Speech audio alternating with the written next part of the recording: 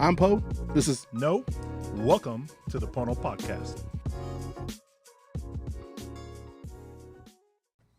Aloha. Aloha. Welcome to the DaPoNoPodcast. This is No. I'm Poe. A little backwards, but that's all right. It's fine. That's all right. That's fine. all right. We adapt. We don't have to always do things proper. That's about our journey to become Pono, right? Yeah, there you go. Man, it's been a little while. We've been on some adventures, man. Definitely. And last, we looked up, and our last episode was back in May that we posted. So I'm thinking June, July, and August.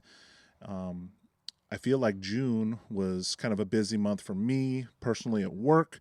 Kids ending school. I think you were battling a flu bug or something through part of that. And we were prepping for the first part of July, which is what we're going to kind of focus on today. This episode, which was our trip to HI.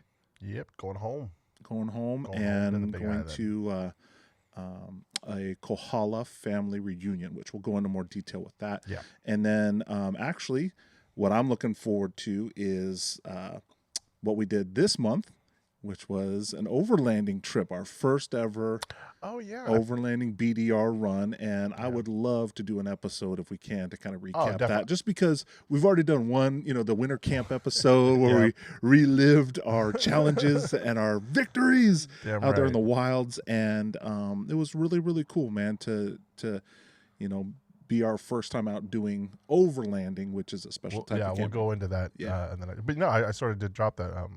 Deep Mars sent me the videos of when I drove icebox through the Beehive washout. And so I posted that and said, hey, be on the lookout for an episode regarding me and my brother doing sections 1 through 4, not all 6, but 1 through 4 of the Washington BDR. And I can't wait to do that episode. It'll be a lot of fun. Yeah. And just to throw in, pictures, which I'm hoping we'll be able to do with this as well.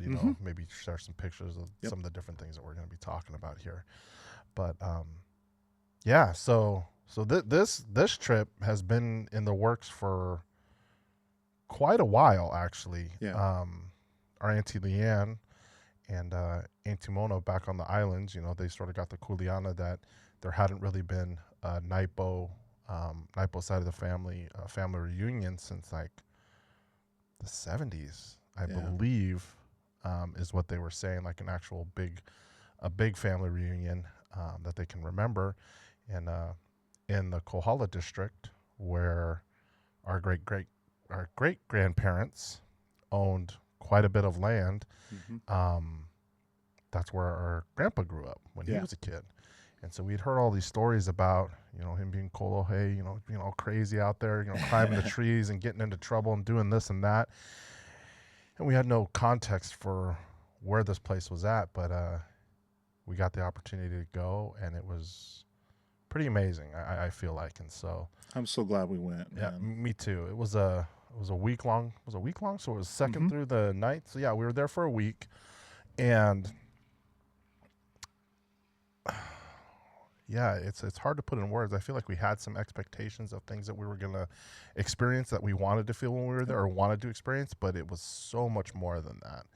And I'm glad I got to experience that with you, as well as, Mom coming with us, and, my girlfriend Melissa coming, and her first time being in Hawaii, and then also being around all of our family members and getting to meet them. That was pretty special for her, I know. So, yeah. And I know we kind of built up this expectation in just us about packing up our podcast stuff, our video equipment, sound recording equipment, and we minimized it. I was so grateful that you were very, very, meticulous about what we took, what we didn't take, and trying to minimize as much as we could. But we felt the sense, and I know you did, because I feel like you kind of led the way of like, although we had the intent to go and capture things and record things, we both felt kind of a calling, a kuleana, to just be present. Yeah. Because I love what you say, it is very different when you try to capture something or you watch something through a lens, whether it be a video camera or a digital camera or our phones or whatever. It's just different. Even trying to record audio, because you got a microphone that you're trying to play somewhere, and you're like trying to listen to the levels. Oh, is there any background noise? Is there too much sound? Is it too high, too low? Are we getting good sound? And you're not present in what was happening, and some of the things we experienced. I think we were so glad that we didn't bust out all the equipment and try to capture a bunch of stuff. And I think that was just, you know, Auntie for so long has told me, you know, the things happen the way they're supposed to because it's the way they're supposed to happen. Yeah. And I know she was excited about us bringing that stuff, but even at the same time, when we thought about those opportunities, like, man, we should have got that. They were very fleeting. Like, we didn't allow ourselves to be down on ourselves. Like, dang, we should have set that. We should have missed, because we were so grateful for all of these experiences that we got to experiences that we got to experience while we were there. Yeah. Whatever. You know what I'm saying? Yeah, English is not my forte. Grammar sucks. But you're right. There is a definitive difference of watching an experience that you're trying to capture through a phone or through a camera, instead of just picking your eyes up from that and actually watching it happen in real time. You know, it is great to capture those type of memories and relive them, but there's just something different. There was something in me telling me, stop watching through this. You need to look at what's happening. Don't just look at life through this gadget. Yeah. So, yeah. So we fly out on the 2nd, which was July a Wednesday. 2nd. Yep. And it's a long flight, man. I mean, regardless if you're no layovers though, thank God. That is true. Alaska, love you, Alaska. It was nice, you know. But I mean, because of the time change, they're 3 hours behind us, and at least here in Washington on the West Coast, and the getting up early, going to the airport, getting where you need to be, getting on the plane, then a 5-hour flight, it's right? Almost 6. Is it 6 hours? Well, we landed early because I guess we had a good tailwind or something like that. But yeah, we landed a little early. But even then, it was long.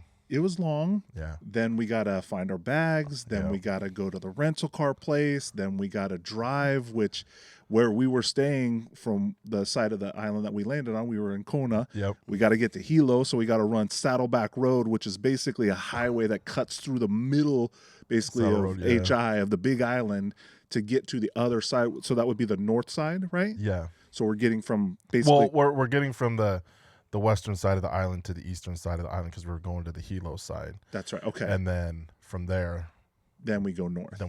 Yeah. So from the west side to the east side is about an hour. It was a 2-hour drive. It was a long drive.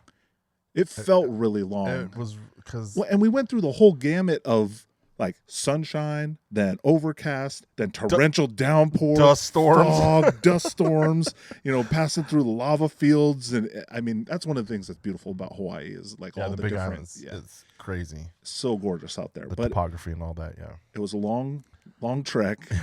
And luckily we end up at our Aunty Leanne, or as she is now calling herself, Kapiolani, which I love. I absolutely love that. Her Hawaiian name. And thank you for reminding me about that. Yeah, you're right. Yeah, so Aunty Kapiolani. We got to her house, and it was just so nice, man. Like, there was a light drizzle once we got there. And actually, we got dumped on a little bit with rain, but it's just, rain is different in Hawaii, too, I feel like. And it is. Her mana, her spiritual energy, and just her aloha is...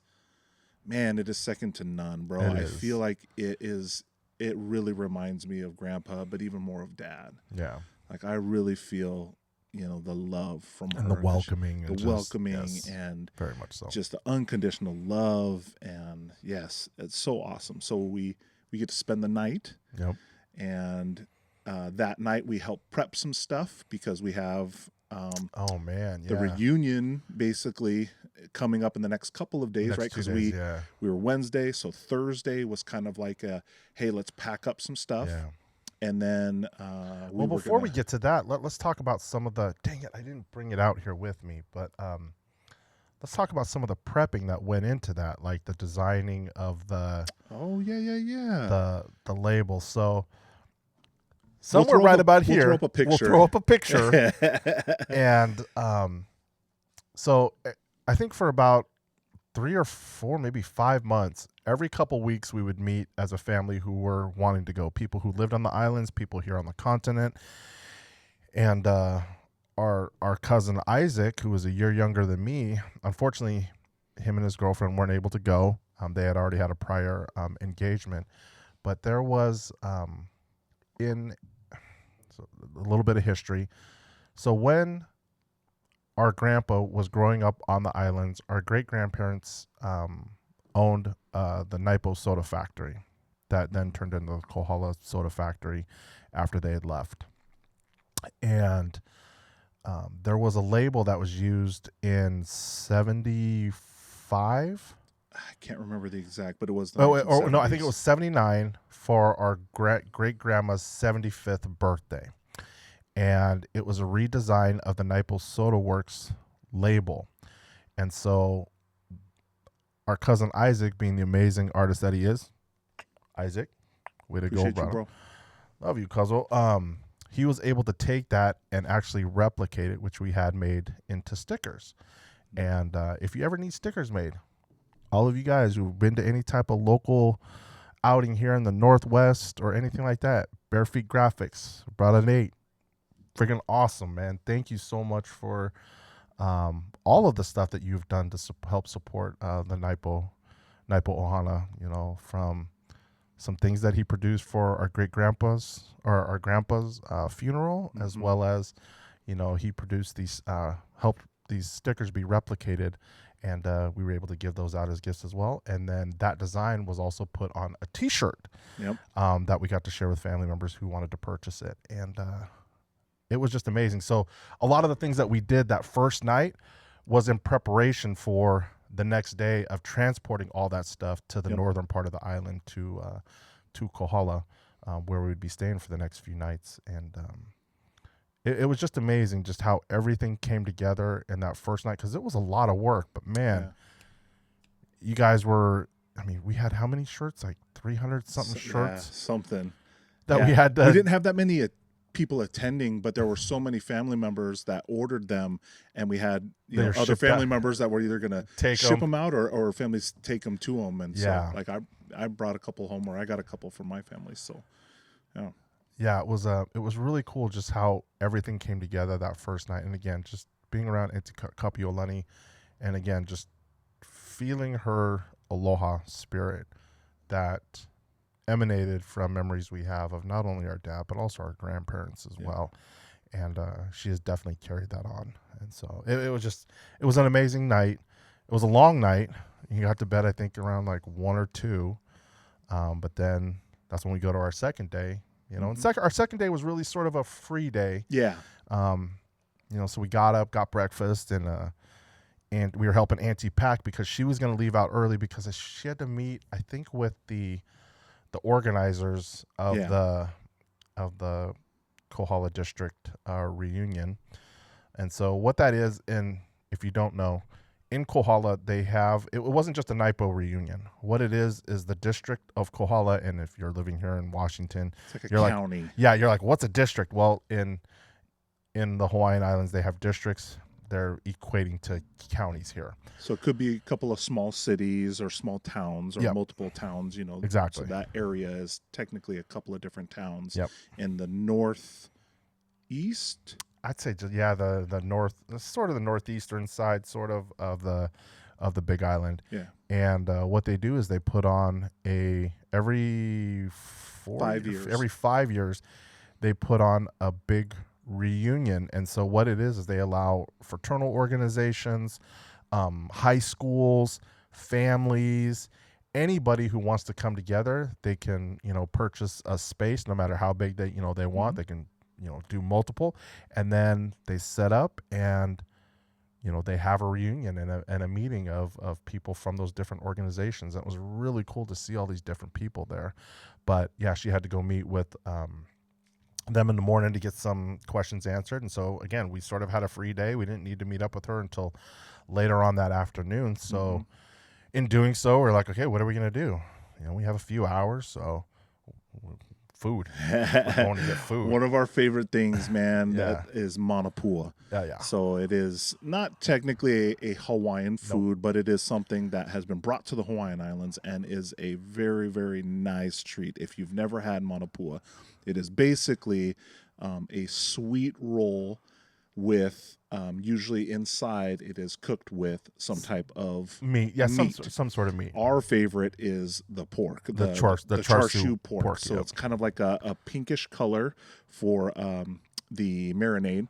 Yeah. And oh man, you just get this giant, almost like a baseball size, but kind of a little bit flattened sweet rolls, and we love our carbs, man. Oh, yeah. And they are money. And so we hit up a place locally in Hilo and got some manapua, and we actually have another aunt that's from our mom's side of the family who own a shop in downtown Hilo. So if you ever see any of us donning some of the Hawaiian Force stuff, it is all artwork that is hand done by our Uncle Craig and our Aunty Luana shop there in Hilo. So if you're ever in the area, please go check out the Hawaiian Force shop. And it's really nice because it's right on one of the main drags and you're looking out towards the ocean. The waterfront, It's an awesome place. So we stopped in there, and unfortunately they weren't there, but our cousin was. Got to see him. And that got was to cool. see him. That was and awesome. But then we started making our way up north, along the coast, up through Waimea, and we had to get to Hawi, which is part of the Kohala district. And we met up with our auntie Kapiolani at one of the first places that we got to visit was a place called St. Augustine's Church.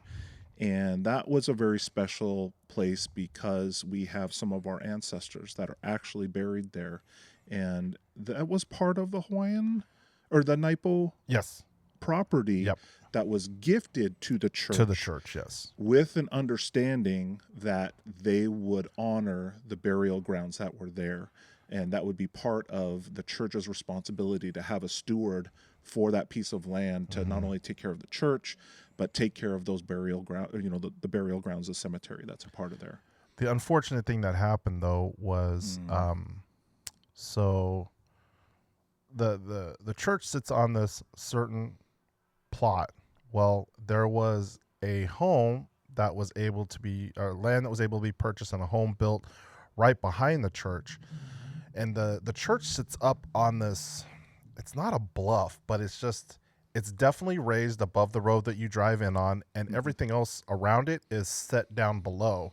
It's like, and it's not in a gully or a gulch or a valley or anything like that. It's just, there's a definitive, I'd say probably 40 or 50 feet of earth that gets down to where this house is at, as well as when they were building the driveway to the house, they had to cut through this embankment area that was probably about 20 feet high. At least, And in doing so, unfortunately, Iwi, which are, in the Hawaiian language are bones, and they were found. The unfortunate thing about that, and it's in my feeble understanding, I don't believe that the church was really at fault for that because they weren't marked. Yeah. And so the unfortunate thing is that these burial sites were disturbed, and it's taken a lot to find out where they came from. Do they have everything? And that's one of the projects that's going on right now by some kupunas, is trying to create markers for the places that they know there are burial grounds still up on this bluff, that because they have spots that have marked graves, and those are all fenced in.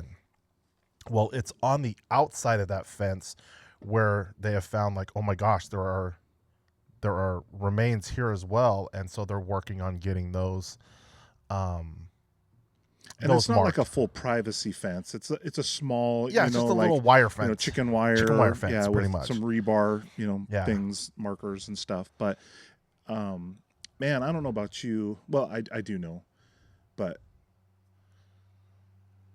it was kind of a spiritual moment, man, being there. And when we learned about what had happened and basically the desecration of, some of our ancestors, Iwi, their bones, their remains. Man, it was hard. It was very emotional, and I know you reacted pretty. You got pretty emotional, and I was just curious, man. Like, do you remember I we're totally a little ways away from that, but I was curious if you could kind of recount like how you were feeling, man. Do you remember what went through your mind? I know totally anger was the first place my mind went. But that's not Pono. That's not Aloha. No. But no, and so I think a lot of my reaction came from not having all the information and not having the ability to give grace because I didn't have all of the information. It was an immediate reaction, sort of like you, like, how dare you? Yeah. You guys dropped the ball and you're supposed to be a place of the Lord. Yeah. You know, how dare you guys not do that? And again, you know, from if you've watched previous episodes, especially, you know, between me and my brother and then also with my sister, I'm also very protective. And I was surprised at how angry I got at, you know, it's people that I don't even know at all, and how, you know, even though those type of places, I feel they're sacred to the people who are left here, because it gives them a place to go to that they know that they can honor the person that they lost. Yeah. And so whether or not anybody who is related to those people is gone, that upset me. Like that doesn't matter. That doesn't lessen the importance of the people who are left here to, you know, have the opportunity to grieve for the person that they've lost, because the grieving process is multifaceted. You know, it's so many ups and downs, and just having a place to where you can go and grieve, I think, is very, very, very important. Was your anger more focused towards the caretakers that should have been taking care of the land, or the people that built the house? Everybody. Anybody that was involved, I wanted to ground zero. I wanted to ground zero everybody. But I could feel the Lord, as well as our kupunas, just like, stop. It's okay. There are already people whose kuleana this is that is working on it. Yeah. And that helped me put a lot of peace in my heart, but it didn't like remove it totally, because I wasn't in the place to let it go yet. Yeah. Since then, I definitely feel like, okay, I understand why I felt that way, but I also understand the feelings that came after it and why I should have really leaned into those and not been like, no, I'm gonna wallow in this. Yeah. You know, I'm going to use this as fuel to justify my rage. Yeah, whenever. Yeah, exactly. And I'm like, that is not what Grandpa wants from me. That's not what the Lord wants from me. That's not what. It's not what those ancestors would have wanted for us, man. Exactly. They're like that. It's wasted energy, Paoa. It's wasted energy. You don't need that here now, because it's not our kuleana. Yeah. You know, it's not our calling or responsibility. Right. So at this time. So yeah, it was very emotional, but at the same time, it gave me peace knowing that someone is picking that mantle up and walking with it, and, you know, letting Auntie know that, hey, if there's anything we can do, whether it's come back or just represent or anything, please let us know, you know. And I know she appreciated that. Yeah. So what about you? What was your thought process? I know you got a little emotional too, but I know it was a lot. Like, it was a lot. I think. Like, were you able to pinpoint it later, or was it just an emotional reaction and then you didn't know what was going on, why you're feeling that way? It was more of that. I think part of it was because I feel like I'm a very empathetic person. You know, not to toot my own horn, but especially with people that I love, when they're hurting, I hurt. Yeah. And to see you hurt that much, it almost just sparked something in me to just be emotional about it. Like, I don't know. I didn't really understand it at the time. I was glad that both Melissa and Mom were also there, you know, two strong women of our ohana, and, you know, that comforted me. And also, I think the way Auntie Kapiolani was just steadfast. Yeah. You know, she was understanding and allowing us to go through the motions of our grief or whatever it was that we were dealing with.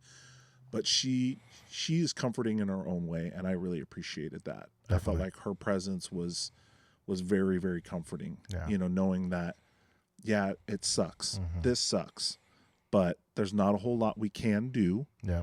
laying waste to everybody isn't going to help the situation, answer, you know, and yeah, aloha is not about that. Nope. And that's what we should be about. Definitely. And that's pono. That's righteousness. Yeah. So, you know, Auntie continued to just bless us, man. She, where the Kohala district is compared to where our auntie's house is, it's like 2.5 hours. It's away. about 2.5 hours away. So we weren't going to commute back and forth. So Auntie, in her loving heart, got a Airbnb, which was freaking awesome. And it was maybe 10 minutes from 10, 15 minutes? If that from the actual reunion. And so we had a short commute every day because we were going to be there for 3 days. Yep. So after St. Augustine's Church and seeing the burial sites, we were able to go to the Airbnb, get set up, get things, you know, prepped for the next day. Do even more prepping for the next day. And kind of relax a little bit. Yeah. And then we were able to, I think we stayed up pretty late that night too. And I think part of that is the changeover of time. Yeah. You know, it's, 1 o'clock in the morning there, but it's like, it's 9 o'clock here or whatever. Or it'd 4 o'clock. 10 o'clock in the morning. Or We're ahead here. Oh, we're ahead here. So it was 4 a.m. when we Holy smokes. How are we staying up that late, man? Oh my gosh. Bro. I don't know. But we got up when we needed to the next day. We got some sleep and we got up and got to go to the day one of the reunion, which was awesome, man. Just setting up and as we talked about with the label, being on the stickers, which we were going to gift to everybody, but also on the T-shirts, there were banners that we made that Kapiolani had made. And so we had these vertical banners that were going to be on flanking both sides of our tents. Yep.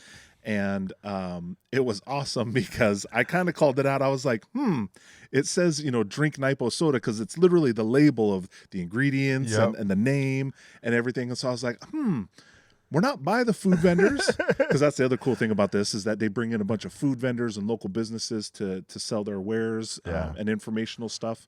But I was like, we're not a food vendor. We're amongst all the groups that are having their reunions here. I wonder if people are going to ask if we're selling soda. And I not like 5-10 minutes later, we get the first one like actually solidified straight and everything looks good. Like, dude, I think we got a selfie with it too real quick. And like right after that, homeboy walks up, hey, you guys selling soda? I was like, no, tribute. It's a tribute. Yep. I loved that answer because that's kind of what I used every time somebody asked me about that. Oh, you guys selling soda? Naipo soda. Yeah. No, it's a tribute. Yeah. But we got to set up. We got the tent going. We got the banners. And then a lot of our family members started to show up and got their shirts. Auntie Kapiolani had made a whole bunch of these awesome leis, these orange leis that were a tribute to the 1979 leis that they had used at the 75th birthday for the 75th, grandma. And it was awesome to have those and to give those out, give the shirts out, and connect with a bunch of family members that we don't normally get to interact with on a regular basis. Exactly. And cousins, aunties, and uncles, and just a ton of people, and a lot of which, like, I didn't even realize there were several of them that knew me from when I was a kid because they had come to a big graduation or wedding, or last time we saw them was at Grandpa's funeral or Grandma's funeral, and it's been years since then. That was 2009, I think, right? I believe so, or 2010. Yeah, but it was. It's been a while, and so to see these people, 18, no. We'll figure it out. Yeah, it's just. It was a while. It was a while ago. Yeah. I don't. What was your first impression about kind of being around everybody and just? It was. So, growing up here, we weren't around a lot of other Naipos. Yeah. So our dad was just like, hey, just our dad. That's how he is. Yeah. And I would assume that other dads are like that. No, they're not. And I never thought like, other Naipos are like this. And then as I'm saying that right now, I'm like, you're an idiot. Uncle Craig is like that. Uncle Calvin is like that. Uncle Oni. Oh my Lord. Uncle Oni's like that. Oni Jr. especially. Oni Jr.'s like that. Uncle Neil. all of these guys, they just have this aura of the aloha spirit. And I'm not saying it's just Naipos. It maybe it is, because I've met some people, some Hawaiian people, who are they don't exude that aloha spirit like our family does. You know, all of our family is very charismatic in their own rights, from the women to the men. And so you're asking what I felt. I felt welcome. I felt known. I felt seen. I felt heard. And I felt aloha from everybody. Yeah. Even though, like you said, I didn't know them. And maybe they were in some of our calls, you know, every couple weeks. Yeah. And then the last like month and a half, we were meeting every week. So I'd seen them, but I didn't know who they were. Yeah. You know, I didn't know them. I was like, well, oh, it's that's different seeing somebody on, you know, a little Skype call or whatever. Oh, or yeah. It's a little reach. thumbnail size. Yeah. Yeah. And even though you get to, you know, interact with them, it's very different than being face to face and giving a hug or, you know, just being there and experiencing that. That spiritual, you know, that mana, spiritual energy from them. Like, it was so good. I'm 100% with you, man. I was pleasantly surprised with how many of our aunties and uncles actually live in Washington. You know, granted, there's several that live over on the east side of the state, and there's a bunch that live further north. Yeah. But it's like, man, that's not far. It's not Hawaii. Yeah. It's not 5-6 hours away. So that at least encouraged me to, you know, to know that we're not alone. Yeah. And I mean, I knew we had some Hawaiians and some Naipos in Washington, but it was nice to actually see and meet a bunch of them. So especially, you know, shout out to our cousin Jesse. How's it, Jesse? Jose, and his sister Erin. And so glad that they made the sacrifice to come and be a part of it. And they're from the Spokane area, but normally they started over here on the Seattle side, went to UW and graduated from there, and then, you know, went over to the east side of the state. They each have kids who are all awesome, amazing little kids, man. Full of aloha. I mean, some not so little, but yeah, exactly. Yeah, Sunny. Yeah, Sunny. Good looking out, bro. Yeah. But yeah, I definitely felt the love, felt welcomed, felt like I was not out of place at all. No. And was pleasantly surprised by that, because I didn't really know what to expect. I didn't either. You know, I was sort of thinking like, man, are we gonna feel awkward here? Because you know, in one of our first episodes, talking about that whole imposter syndrome. Yeah. You know, I think maybe because we've thought about that, and you know, we've had cousins sort of call us out on that, like, dude, no, that's you guys weren't imposters. And we were like, yeah, that was just us thinking that. You know, it wasn't anything that they did to make us feel that way or anything. It was just our own insecurities and growing up so far away from them. And then here we are thrown back, and then in less than 2 days we're speaking pidgin like that, like it's nothing. I was like, why do I sound like that? How is this? What? You know?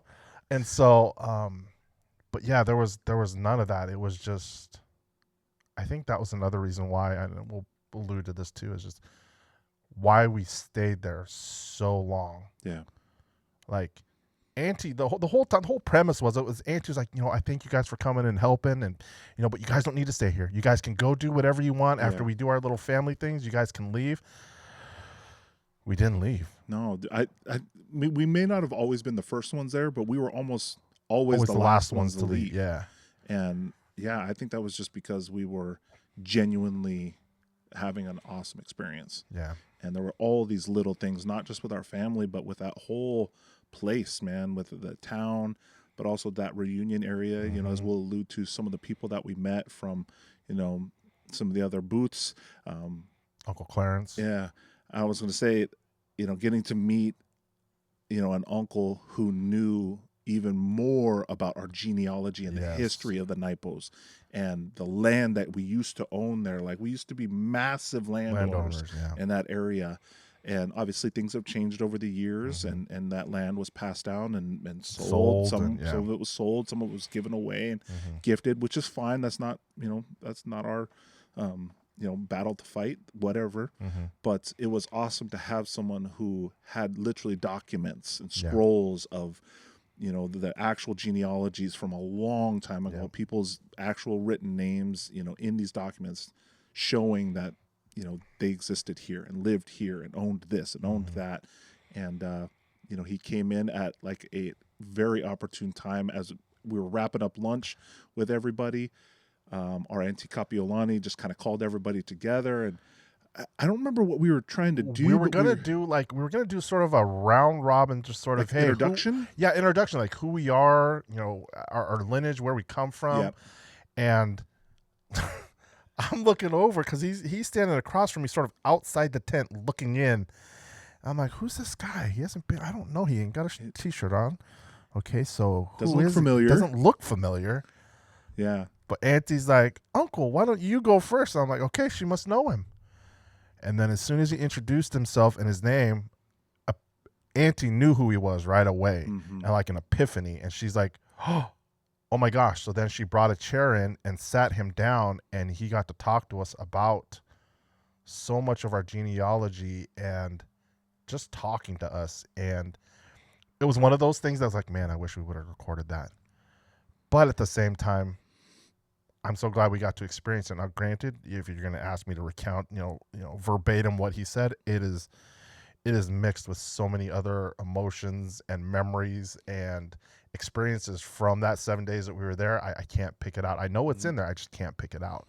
But I know it's of value. Yeah. And it was just so appreciative that he was given that opportunity, and that Auntie knew who he was right away, and she, was able to honor him, and honored him so much that we asked him to come back the next day. And he even offered, hey, I have these documents, because he didn't bring the stuff with him, but even just what he shared was so profound. I'm not just talking about the Naipo heritage, but even just Hawaiians in general from that area, and our history, and our relationships with God. And it was powerful. Very. And then to have him come back was even better, because then more people could be there, more people could hear about some of this stuff. But that was pretty much kind of day one, which, interesting enough, not quite. So there are other things that happened. So we had the one guy who come in and was like, "Oh, you guys sell soda?" Oh, yeah. No, but what I absolutely loved, and it happened every day, but it started with that first day, is people would come by and just be like, "Oh, Naipo's. Oh, the soda factory. Oh, I know this." And then we would welcome them into the tent, and they would sit down and they would just talk story. Yeah. Whether it be about experiences they had growing up in this area with other Naipos, memories about the soda factory, even though maybe they didn't work in the soda factory, maybe they were bottle collectors. Yeah. And just how open, like there were people that didn't know anybody in there, but yet they felt so welcome to come in and just talk story about experiences they had either with our family, with the soda factory, or living in that area. And it was absolutely amazing to me to experience that. Yeah. What did you think about all of that? Just the comings and goings of all these different people, and just, oh my gosh, this is so cool hearing this. I mean, honestly, I feel like, you've always told me how I have this natural charisma. I have this ability, which I believe all of us do in some form or fashion as Naipos. We have this natural charisma that we draw people to us naturally. And in that, when I experienced that, it just made me think, man, that was Dad. Yeah. Dad had kind of a charisma about himself that he could just naturally draw people to him. Grandpa was that way. Yeah. And so to me, that was just affirming, this is who we are. Yeah. This is what aloha is. This is pono. This is righteousness. Like, to have such a good heart and such love for people in general, that it's passed down through your generations. Yeah. And generation after generation just loves people, welcomes them. Yeah. And it's sad that I know people yearn for that. And when they experience it, they are drawn to it, and they want more of it. And we become an example for others to want to do that more in their own family. Yeah. And so it was really beautiful to me to hear those things, hear the stories, even the times that I would miss it. Yeah. And somebody would be telling, or I'd be hearing somebody tell recounting the story, so-and-so came and they knew and grew up with, and then they lived down the street from, and then they remember the soda factory, and they moved away and came back, and then it was another generation of these Naipos, and there were all these just great connections of people and stories, and it was so beautiful. Yeah, I loved it. So yeah, that wasn't just day one, like I was saying. That happened every single day. And again, what did you think about, so we had the opportunity to leave whenever we wanted. Why do you feel like we never did until it was the end? Like, were there times that you're like, we could totally take off right now and I'd be okay? No, because for me, like, even just walking around, like, they had entertainment the whole time. They had hula groups performing. They had singers.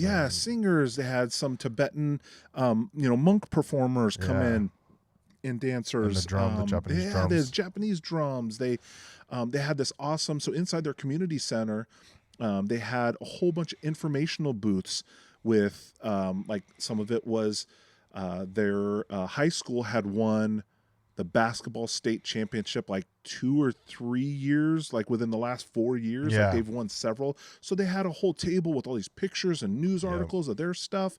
They had a whole bunch of pictures, picture boards of previous reunions. They had a whole section that was about genealogy, where there was this massive map of all of these different family names that all were from that 20 pictures on my phone is what it took to map that thing out. 20 friggin' pictures. And it was all portrait. I think it was 24, because I think it was 4 down and 6 across, just to capture every single thing and try to stitch that thing together. I still haven't done it, but I want to stitch it together the best I can. Yeah, man. I mean, it was so cool. There were so many different things to see, all the food vendors. And I was actually pretty cool that up at that specific place at the community center, they actually have it's an old World War II tank, decommissioned, but it's a part of the park. It's right behind one of the dugouts for the one of the baseball fields there. And I think, again, it was just because there was so much going on and so much to experience, not just with the Naipo Ohana and what we were doing, but like, I was walking around, and one of the cool things is that there were so many tents for all the graduating classes. I mean, dude, back to like the 70s, the 60s. I think even one from the 50s was there like too. 58, I think, or something like that. Like class of 58. I mean, all the way up through like current years. So it was just awesome to see all these generations of people from that area, which a lot of them knew our family or knew someone from our family or knew stories of the Naipo soda factory. And so that was just beautiful to experience. And I felt like every day, even if there wasn't something going on in our tent with our family, like, there was so much more to experience. And I was just kind of open to, whatever was out there, whatever happened. And so I'm glad, again, that we didn't try to focus on trying to capture everything and document everything. We took a lot of pictures, which hopefully you'll be seeing through this video. But, but yeah, I think we stayed because both of us were having an amazing time with everything that was going on. Definitely. And I do believe, there was some divine, intervention with, our kupunas, our ancestors, sharing some stuff and some revelations about maybe some kuleana that we're called to, some responsibilities that we're to pick up. And, we'll get a little bit more into that, but well, I think one of the things that spoke to me, especially about our kuleana, was the filming that they were doing in the gymnasium back in that back corner. Yeah, that's right. So they had a talk story session, and it was just all of these people who had grown up in the area, and it was just cool seeing these people being put, I don't want to say put on a pedestal, but just given the opportunity to just talk story about growing up in that area, what it was like, how it's different, what they're doing now, what's important to them, lessons they want to instill, for anybody who gets to watch that. I hope we can find that, because I would love to hear some of the stories that they were talking about. Well, and they interviewed some of the kumuhulas, some of the teachers, the hula instructors and stuff, and had some of their, Their dancers come up too, and what I loved about it was kind of the production value, which it's kind of country up there, right? Compared, it's not a city. Like when you go up there, it's kind of country, and so they had built this little mini like porch set, and they had these rockers, little ramshackle little shack, and they had these rockers, like you're sitting out on the porch, and then they obviously the people had seating that were all facing them. And they would just film it as if it was just two people sitting on a porch on rockers just talking story. And everybody in the crowd could just kind of participate and listen and that was just so cool how they did that. I really liked that too. Me too. Yeah, I think that was just sort of, again, just reaffirming to me that we need to do this more. We need to capture people's story, not only Kapuna's, but just people in general, because everybody has a story, and I think everybody should have the opportunity to tell their story. Yeah, I agree. So, what's interesting about that day? So that was day 3. Yeah, it was the 4th of July, man, and that was the first time I think that I've ever spent the 4th of July not hoping to go see fireworks. Oh yeah, like. Don't get me wrong, I love fireworks. I don't necessarily like to see my money go up in smoke, literally. Not anymore. But not anymore. it was kind of cool. Like we were there for a specific reason, and not that I don't enjoy celebrating the independence of our nation, but it was kind of nice not having to close the windows just to try to get some sleep and wait till the sulfur smell. Yeah, the sulfur smell. It was just nice. And so day 3 ended. We went back to the Airbnb, and then the next day was July 5th, and we got to go to one of the places that our Tutu Mary, so our great-grandmother, she used to work at this school for girls, and it has since then been recommissioned as this place called the Iole Foundation. And they use it for meeting spaces, and you can also rent out to have like retreats and things like that there. And they have different little like bungalows and different places that you can rent. And they have some really, really cool informational things. But one of the things that they presented us with was this cool technology that was developed, I believe, at the University of Arizona. I think that's what they're talking about. And it is this multi-screened database where they collect these data points about information. So this specifically was about Hilo.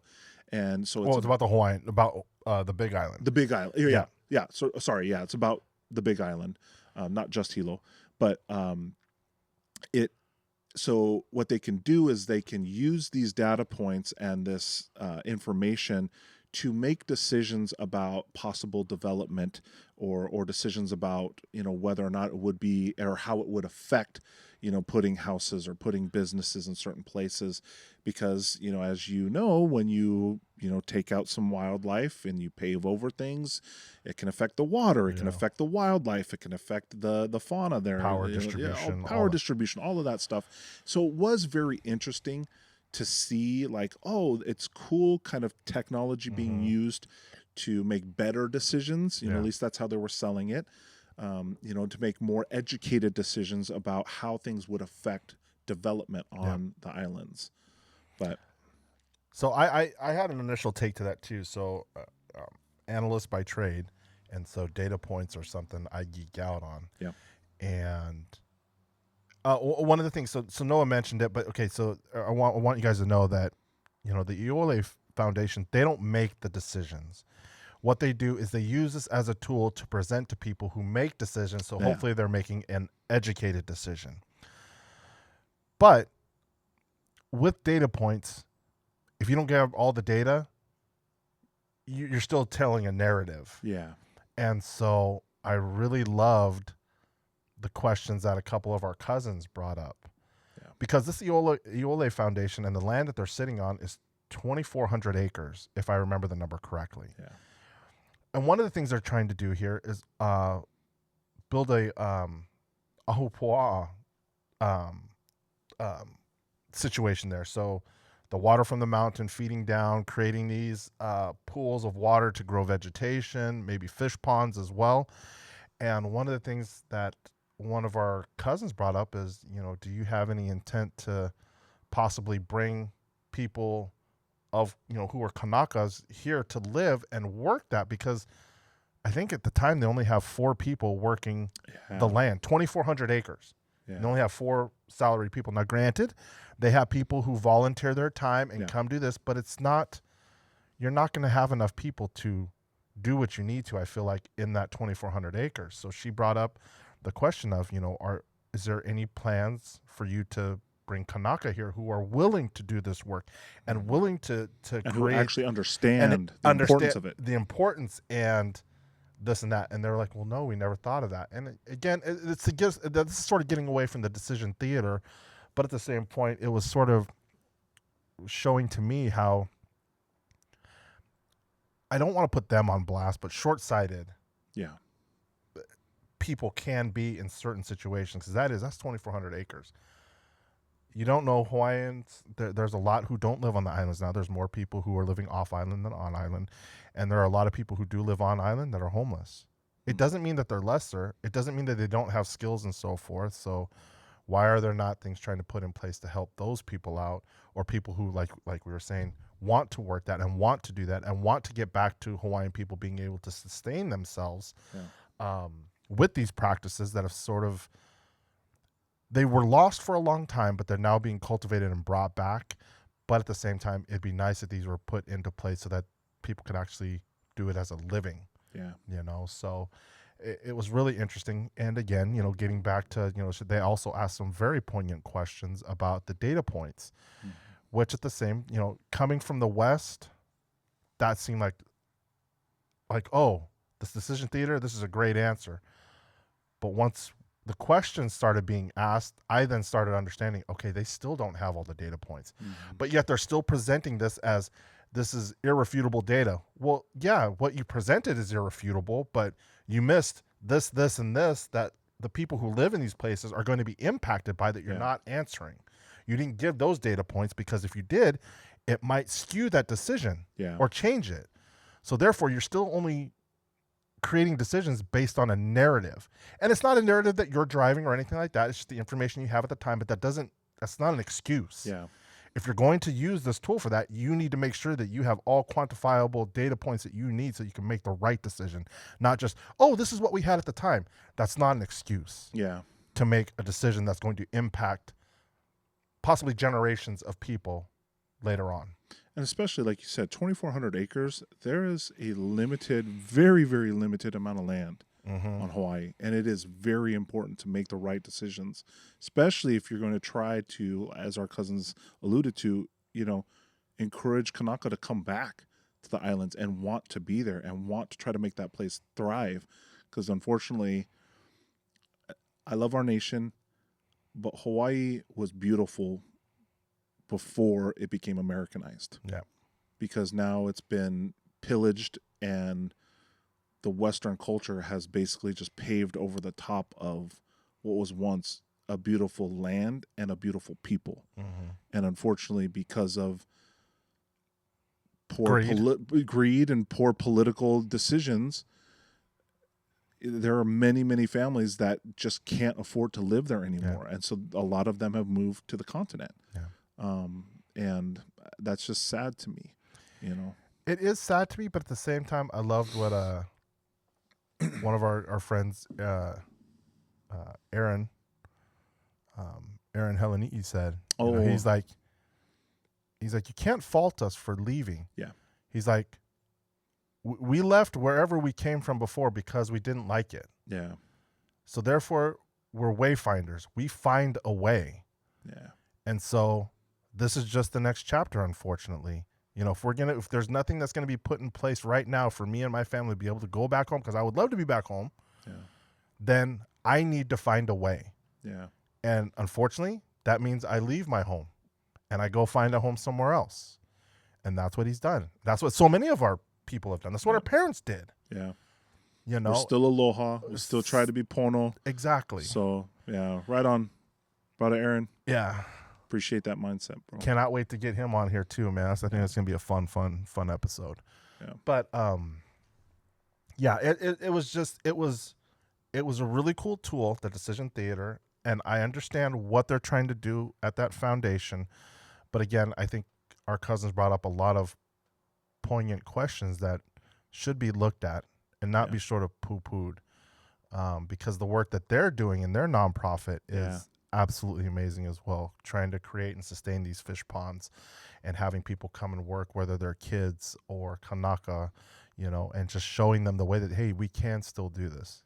If we can, man, I don't know if you remember the name of their nonprofit. I'd love to maybe give them a name drop or something. At least throw it up on the screen. Or I know I think I follow them on Instagram, so we'll link that in the description below. So definitely check them out, follow them. If you're from the islands, definitely check them out.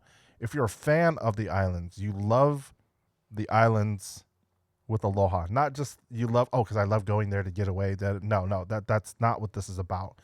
This is about people who actually love the people and love the land there, and want to see people who are doing amazing work to try to get practices back to that. Definitely check their foundation out. It's an amazing thing that they're doing and the work that they're doing. So yeah.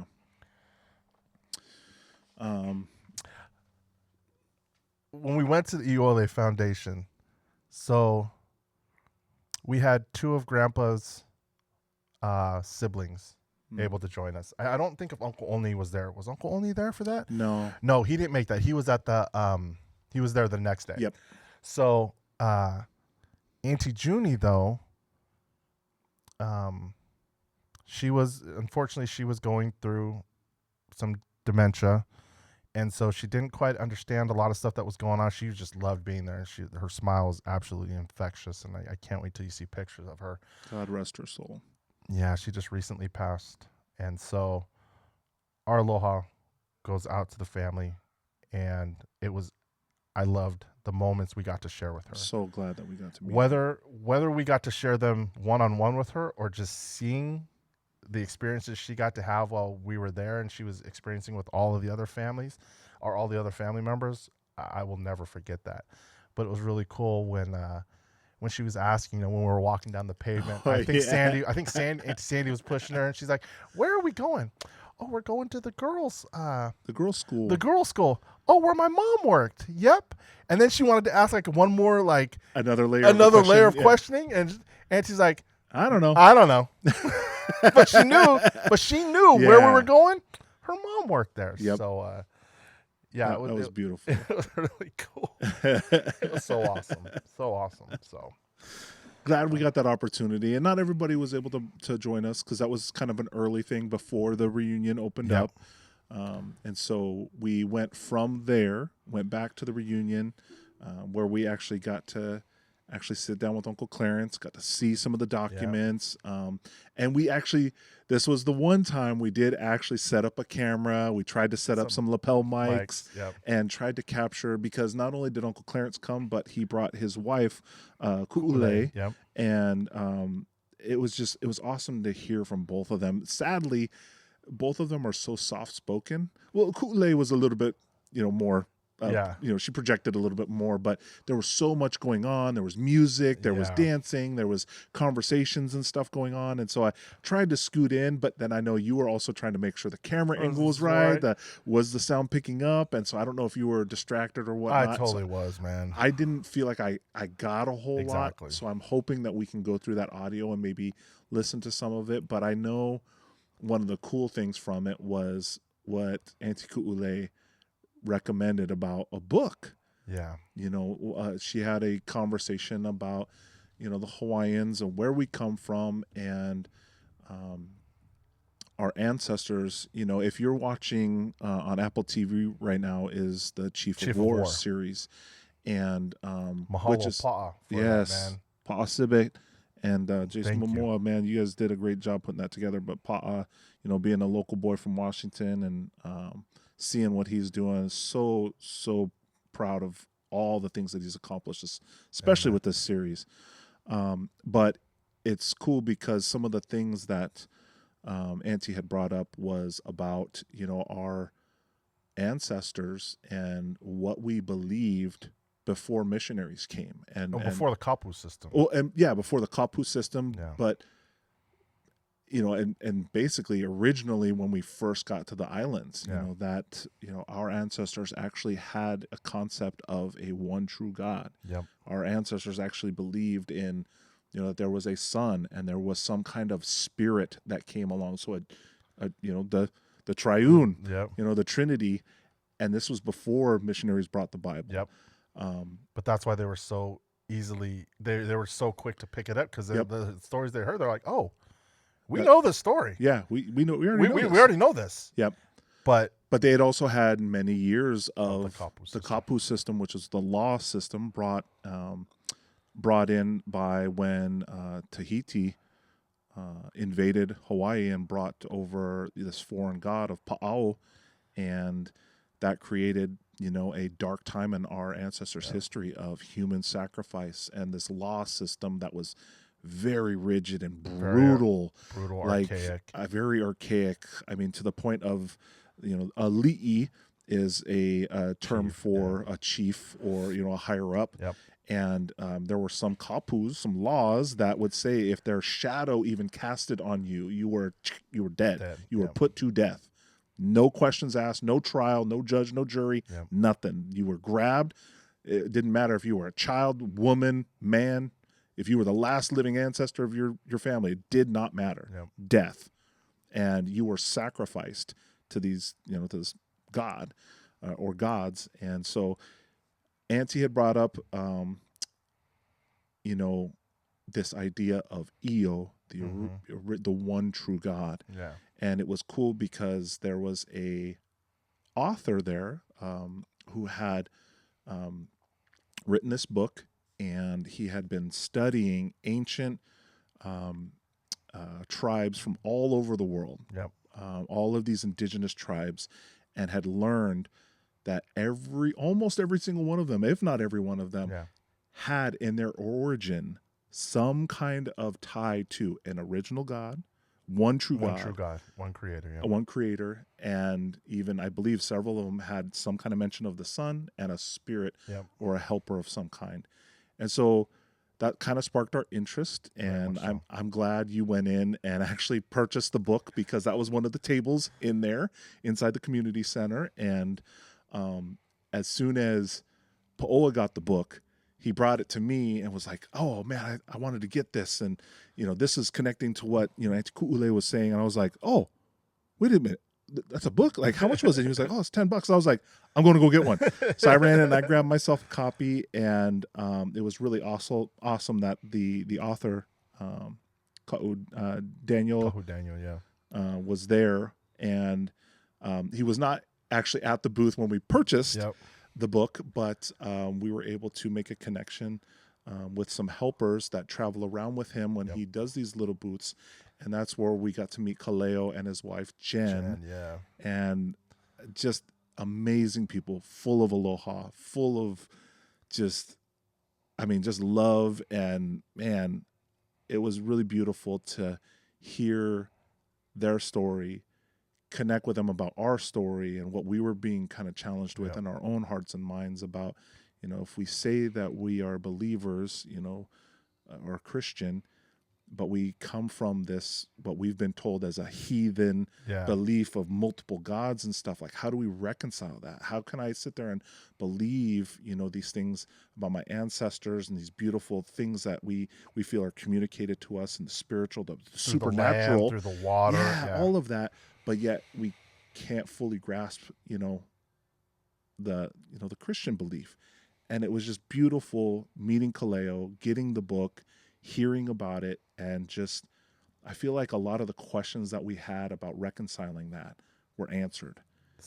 With a simple word too. So I just want to preface this for any islanders out there, whether of Hawaiian descent, Samoan, Fijian, Tahitian, New Zealand, Tongan, it doesn't matter. If you can check this book out, God of Light, God of Darkness. Now, granted, it is about the Hawaiians and how they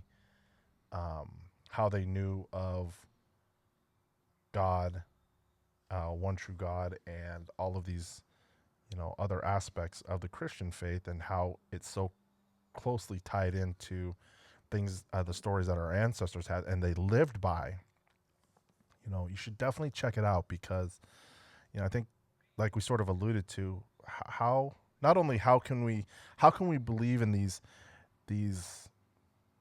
experiences we have, we feel we have from our kupunas, you know, things, you know, being grounded when we get home and just having, you know, going to the sand and walking into the water and just sinking into the ground and just feeling us like we're home, we're where we need to be. How can we believe in those things but not believe in something that created all of that? Yeah. And it was just like, that is so contradictory to me. Like, how can a God do that? And, you know, Kaleo, when we were asking, was like, how do we discern this too? How do we do that? Yeah. You know, how do we do that? And he's like, well, for one, there's no difference. He's like, the Hawaiian people had it. And I'm like, he's like, it's in our DNA. And we're just sort of sitting there like, what is it? Yeah. What's the key? Yeah. What's the key? What's the secret sauce? He's like, it's aloha. And as soon as he said that, Dad came to mind. Grandpa came to mind. And you start looking at the practice of aloha. And for those of you who know our dad, and if you're Christian, look at the fruits of the Holy Spirit. And I bet a lot of those things tie into experiences that you had with our father, as well as those things that we try to exude as Hawaiian people, as Naipos, just living with aloha. They're all the fruits of the Holy Spirit. Yeah. And for those of you that, you know, maybe don't ascribe to Christian belief, the fruits of the Spirit are love, joy, peace, patience, kindness, goodness, gentleness, faithfulness, and self-control. And when it's funny because when we looked at Kahu Daniel, the author of this book that we're talking about, he actually put a definition of aloha in the book. And it was, as we kind of read them, it wasn't exactly word for word, but it was basically a list of the spiritual or the fruits of the Holy Spirit. And it was beautifully like worded, and it was like this epiphany, kind of almost like a moment. That's what it was. Yeah. But it just connected everything and answered a lot of questions, I felt like, for both of us. Definitely. In time. And I mean, even now, having read the book and heard the story about, you know, what they actually accomplished, and, you know, I definitely would recommend, because it's, even if you're not a believer, it is a phenomenal story of what happened and what they did to bring spiritual healing to the aina, to the land of not just the Big Island, but to all the islands. Yes. So anyways, it was an amazing experience to not only meet, you know, Kaleo and Jen, have these epiphanies, get the book. Yeah. But unfortunately, we weren't able to meet Kahu Daniel, Pastor Daniel, that day. But we were able to, because we hung around long enough, you know, the next couple of days, we were able to meet him the next day. Yeah. So day 5 of us being on the islands now is July 6th. And that is the last day of the reunion. Yep. So get up early. I mean, the previous night, you know, so it's our last day. We're leaving the Airbnb. We pack up everything as much as we can the night before. And, of course, we're trying to finish up packing. Before we go there, I just want to give a shout out to myself, because for the first time ever, this Airbnb, I got to say, was phenomenal. Beautiful. They had outdoor showers. Oh, yeah. So literally showers out on a wraparound porch. Huge porch. And, you know, it's nothing, you know, it's basically just beautiful farmlands. Trees and farmlands.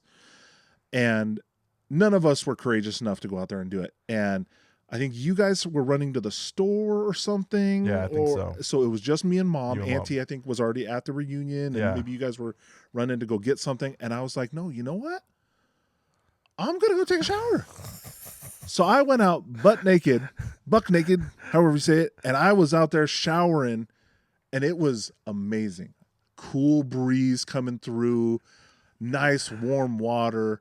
And then I turn around, because remember we said it's farmland, and along the fence line is about a dozen cows just chewing their cud, staring at me, butt naked, just trying to wash up. And I'm like, really, dudes? Okay, fine. Enjoy the show.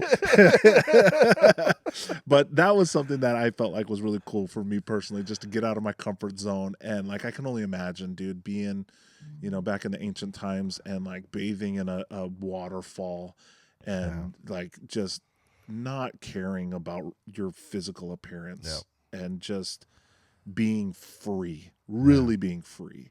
Definitely. I feel like I tasted a little bit of that. So with hot ass water in a nice marble outdoor shower. Okay. Yeah. I'll give you that. A towel to dab myself off. So anyways, so that was the last day. The first thing we did was kind of pack everything up, and we got to go back to the reunion for the last part, which was cool because of our banners, one of the awesome things that happened was a guy, Uncle Rick. So we met this guy, his friend. Rick actually showed up first and was asking some questions, and we were kind of like, who is this guy? And like, he's like, oh, my friend invited me, and we're like, who's your friend? And so we were kind of like suspect of this guy a little bit, and he kind of was like, oh, that's okay. I'll come back. I'll come back. I'll come back. And so, not that we weren't welcoming, but we were just kind of like, what are you talking about? Yeah. And he didn't really divulge. He didn't mention the bottles. Yeah. He didn't divulge like why he was there. He just said his friend had invited him. And so we're like, oh, well, go find your friend. Who's your friend? Maybe we can help you find them or bring him back. And so then later, we didn't know it was his friend, but a guy showed up and asked, hey, Naipo sorta, have you seen my friend? He was going to come by and he has some bottles. And we're like, oh, we've had some people come by. Yeah. Maybe we met them yesterday or the first day. And then eventually, I think we had all, he had gone and we were still trying, before he left. I mean, he's a short little, short Asian gentleman. He's sitting there like, like, what does he look like? He's like, oh, he's sort of howly. And I was like, and I imagine the dude, and I'm like, is he kind of bulky? Is he like sort of stocky? No, I didn't say stocky. Bulky. I That's said right, said stocky. I was like, is he stocky? And I said, sort of like, bigger dude. And he's like, he looked at me. He's like, no. And I'm like, okay, well, all right, fine. Okay. I don't know. He's like, okay, I'm going to go get my friend and we'll come back. Come to find out, they are one and the same. And Uncle Rick, you are stocky. Yes. You're a built dude. Doing landscaping and all that stuff that you do for work in your business, bro. Yeah, you definitely are stocky. So, that was. You got to hear more of his story. So when he came back, he we found out that he was a bottle collector. That's his hobby. He actively looks for these bottles on the islands. And I did hear he is very respectful about people's land. He never goes it's kind of like treasure hunting. Very much. And so he asks for permission and blessings to be on people's land. And, he tells them exactly what he's going to do, how he's going to do it. He has a special probe thing that just pikes down. Yeah.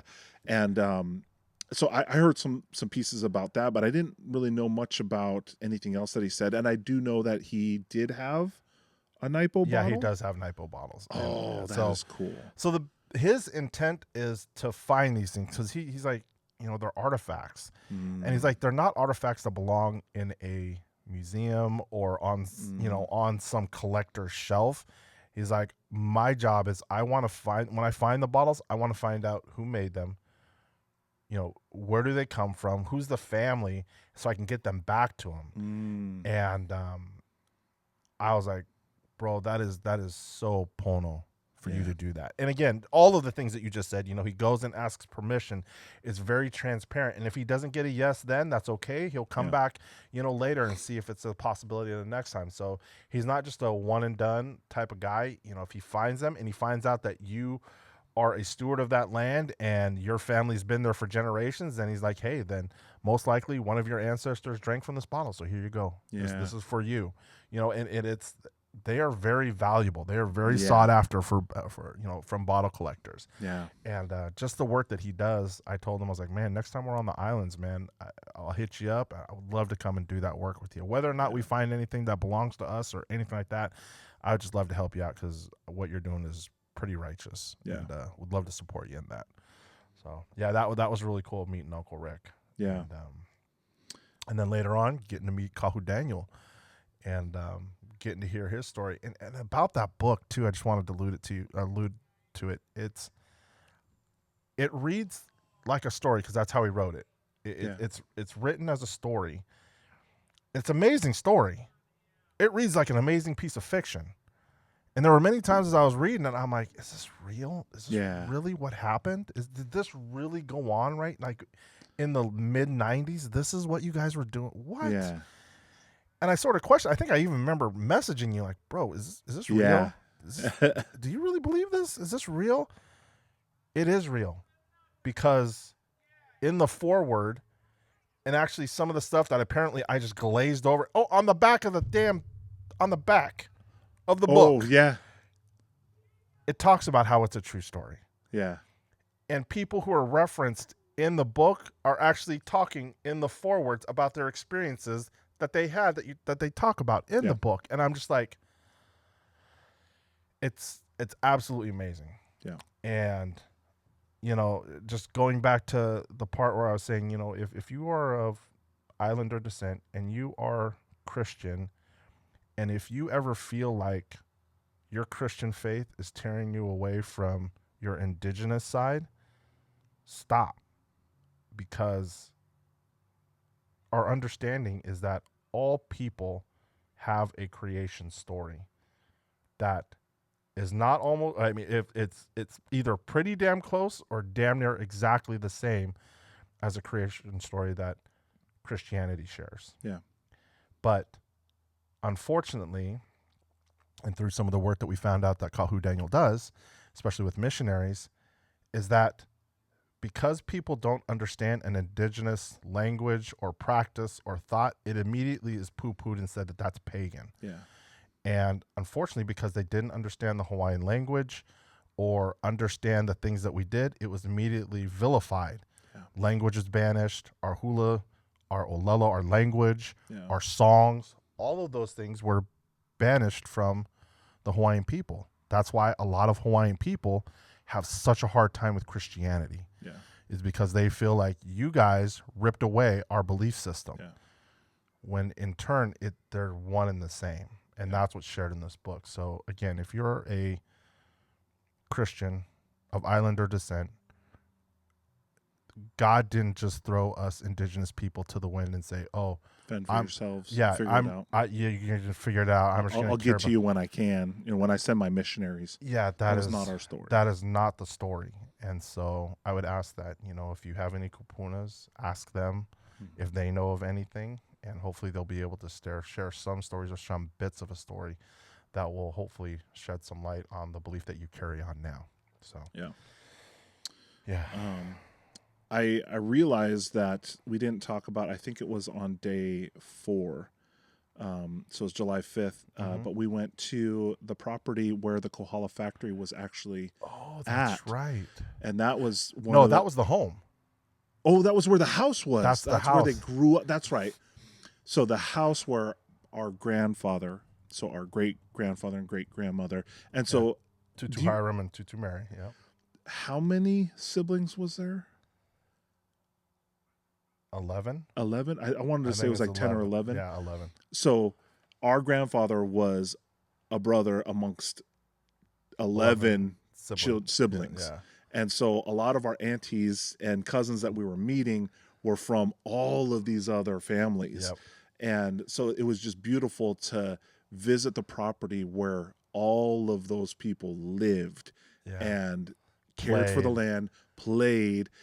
We got to see one of our uncles, Uncle Oni, was, he was kind of stoic and the stories about our grandpa and just the brothers climbing in this mango tree. Yeah, we had heard a lot about, and sure as hell, there's this mango tree, and it's gigantic now.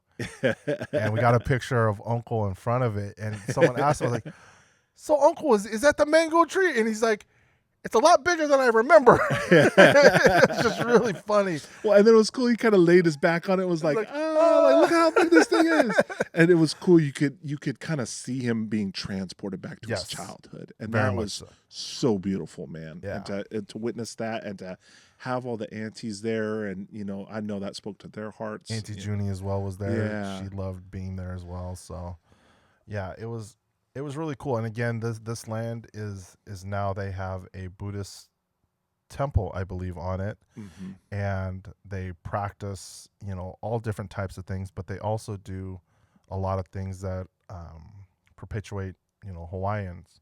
They have this big rock bowl that they make, I want to say rice mochi in, if that's what it was. I think so, yeah.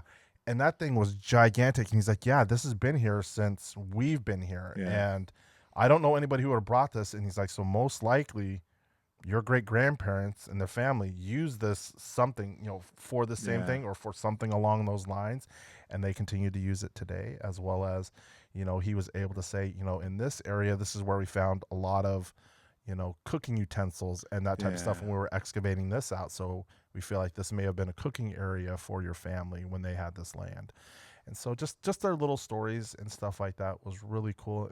And it just felt really good knowing that our grandpa was there. Yeah. And all of his siblings, there's so many memories there. And it was cool just walking barefoot there and just being connected to that land that our grandpa ran barefoot on when he was a kid. Yeah. So. Well, that was really cool because we got, at least one of a couple like group pictures there. Oh, yeah. That was so fun. Yeah, that was awesome. To have that. Yeah. So. Back to Sunday. Yeah, back to Sunday. It's our last day. Was kind of our last day. So we got to actually hang out. We got to finally meet Kahu Daniel. We got him to autograph the books. Yep. We got to chat with him. And I really felt like I connected with Kaleo that day because I shared, a lot of our story and why, podcast and why we do this and, losing our dad and kind of our faith journey a little bit and where we've come from. And, man, he was just so encouraged by, us kind of in a roundabout way, making our way back to our faith and then being able to experience Hawaii and all the awesome things that we got to there, especially the book and meeting them. He was just, he was blown away by it. And obviously kind of some divine, connection there for our paths to cross. Yeah. And then it was through that when we got to hang out, we were like, man, we're going to be after this, we're going to wrap up, and then we're going to be down in Hilo where our auntie lives, just outside of Hilo. And they're like, oh, we live in Hilo. And so we're like, hey, if you have time, we got a couple of extra days. Yeah. It was only the 6th. We're going to be flying out on the 9th. So like, hey, we got some things to do. But if we have an opportunity, we'd love to connect with you, which that was awesome. And we did end up getting to do that, which is the next day. Yeah. So we broke down tents and all that. We were the last to leave, and I love that about us, that we're so willing to just stay, because I remember that's what doing Dad that. What's what Dad would do. That's what whenever I would go back and help Grandpa with stuff, it's just we'd be the last to leave because we're packing up all the Grandpa's stuff, taking them home, washing them, and putting them away. Show up early to help set up, even if you're not contributing. That is what you're contributing. Exactly. But even if you are bringing stuff, you come and you show up early to make sure your stuff's set up, and you're there to help others set up their stuff. And then you are always one of the last ones to leave because you pack up your stuff, and then you go and see who else needs help. Exactly. And so that was really cool. And then just being a part of just our auntie. We talked about she had a home, or she has a home on the islands, but she's actually thinking about leaving. So she's trying to offload a lot of the stuff that she has, and all of the stuff that she had purchased for the reunion. Again, it's not going to happen for another 5 years, and she's going to be back on Oahu. So all of the stuff that she'd purchased, she ended up gifting to the association for the Kohala Reunion. And it was just really cool seeing that too, how willing she is to give. Yeah. And again, expecting nothing in return. As much as we try to live by that, it is hard to practice that here. I'm sorry, in Western civilization here. It really is. Because it's not reciprocated. It can be, but the majority of the time you're not gonna see that, because the people who live here, they don't have that type of mentality. It's a lot of transactional relationships, and it's not. That's why, I can count my friends on less than one hand. Really, I mean, I don't have it's about 3. It's all I got. It's all I need. And I'm okay with that. I'm not in high school. I don't need to be liked by everybody. I really don't care what people think about me anymore. Like me? All right, cool. That's cool. You don't like me? Well, God loves you. But anyways, so yeah, we're just packing up and headed back to Auntie's, and that night was pretty cool too because we really got to just relax. Yeah, kind of debrief a little bit, breathe, and exactly. I know she felt very relieved that it came to fruition. Everything that she'd been planning and kind of spearheading for everybody and sacrificing for, it. I think it was better than what she had imagined. Oh, and at least I hope she feels, fulfilled. And I know Grandpa and Grandma were proud of her for all the effort and energy she put into it. Definitely. And I know the other family members that participated, they appreciated it. Yeah. So Monday is July 7th, and woohoo, that was my birthday. And so one of the things that we got to do was, the day before we had talked about, hoping to meet up with Kahu, Daniel, Kaleo, and Jen. And it was great because, Daniel was like, hey, do I have anything tomorrow? She's like, yeah, you got a couple meetings. Can you just push them to the next day? She's like, sure. So he opened up his morning and early afternoon for us. And that was awesome. And so when Auntie found out about us doing that, she's like, you guys need to take him a gift. I'm sorry, Western ideology is like, okay, we got to go buy something. What do we buy him? And she's like, no, you're going to take him something from the land here that you guys are going to do. Yeah. And we were like, oh, okay. So why don't you start talking about that, man? Grateful opportunity, man. Auntie taught us, and we got, for the first time, both of us got to shuck our first coconuts. Woo-woo! So, a coconut comes with this, hard kind of outer shell. This huge husk. It's a husk basically. And it takes some effort to get that stuff off. And not only were these coconuts, but these were Samoan coconuts. So they're much larger. They're much hardier. Their milk and the water, coconut water inside is my understanding is richer, and the meat is usually a little bit different. But it's really about the size of them, and the significance is that one, it was from the Auntie's land, but these were the same kind of coconuts that grew on.